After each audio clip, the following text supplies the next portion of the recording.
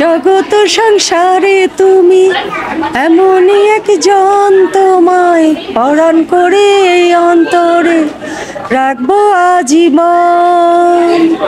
জন্ম সত্য, মৃত্যু সত্য, আর সত্য তুমি।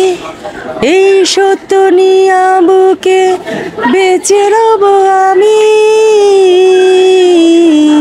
অনেক ডাইরেক্টর বা ক্যামেরাম্যান ওনারা টেকনিক্যালভাবে যে আমাদেরকে আরও যারা শিল্পীরা আমরা আছি আমাদেরকে যে ধরে রাখবে বা টাইপের সিনেমাগুলো আমরা ধরে রাখবো, সেই হাসি কান্না একটু টুকটাক মারামারি গান, সেই রোমান্টিক গানগুলো, সেগুলো কিন্তু এখন আর মানে ওই জিনিসটা পাচ্ছি না।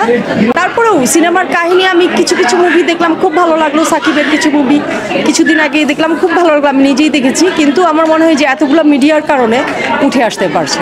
আমি অ্যাকচুয়ালি সিনেমার পেছনে বেশি কাজ করি, ক্যামেরার পেছনে। সিনেমার পেছনে না, ক্যামেরার পেছনে।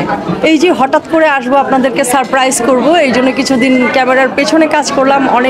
অনেকে আছে ব্রেকডাউন করতে হয়, অনেক নায়ক নায়িকা, যেমন আমার হাত দিয়ে আমি অনেক নায়ক নায়িকা থ্রো করেছি, ইন্ডাস্ট্রিকে দিয়েছি। তো ওরাও হ্যাপি, আমিও হ্যাপি।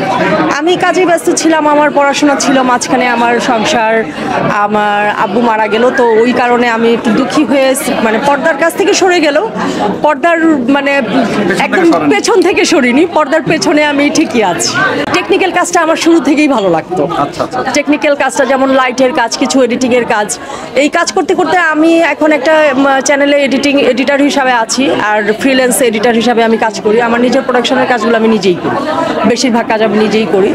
তো এইটাই আর কি বড় মজা। আমার ক্যামেরা চালাতে ভালো লাগে, যেমন ক্যামেরার সব কিছু বুঝতে ভালো লাগে। এই করতে করতে টেকনিক্যাল কাজটাই আমার কাছে বেশি ভালো লেগেছে। এটা যার যার অভিরুচি, আমি বলবো এটা যার যার অভিরুচি। কেউ হয়তো ইচ্ছে করেই ভাইরাল হতে চায়, আবার কেউ মনে করে যে আমি আমার নিজের সাফল্য যোগ্যতা দিয়ে ভাইরাল হব। আমার সঙ্গে আব্বু নাই, তো আব্বুর জন্য একটু মন খারাপ হয়।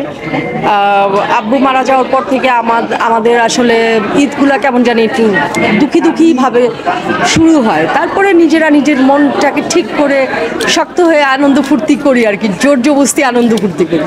ছোটবেলা থেকে আব্বুর সঙ্গে ঈদ করে অভ্যাস, তো আব্বু আম্মু সবাই একসঙ্গে। তো এখন আব্বু নাই, আম্মু একটু অসুস্থ থাকে, মাঝে মাঝে অসুস্থ থাকে। সবাই দোয়া করবেন আমার আম্মুর জন্য, সবাই যেন উনি যেন সবসময় সুস্থ থাকেন। অ্যাকচুয়ালি আমি তো সবসময় দেখতে পারি না, মাঝে মাঝে যাই আম্মুকে দেখে আসি। তো এই আর কি, আর তেমন আয়োজন কিছু না। আর ঈদ তো বাচ্চাদের জন্য, আমরা তো এখন বড় হয়ে গেছি, ঈদের দিন রান্না বান্না শেষ করে ঘুমিয়ে যাই।